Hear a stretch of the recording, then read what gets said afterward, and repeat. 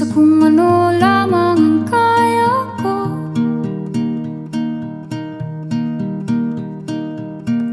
Bigang-biga na sa mga problemang di masolusyonan agad, parang wala nang bukas. Pwede bang umiwas? Hinahanap ang sarili, ngunit di nakakayanan sa ligaw na dinadaanan ko.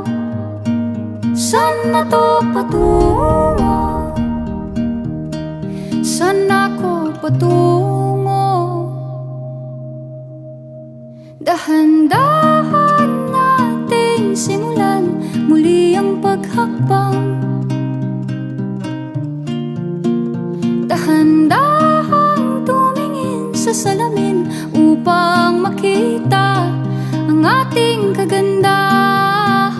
Dahan-dahang iangat ang mukha upang maslayan ang payapang kalangitan. Oo, pagod ka na, pero di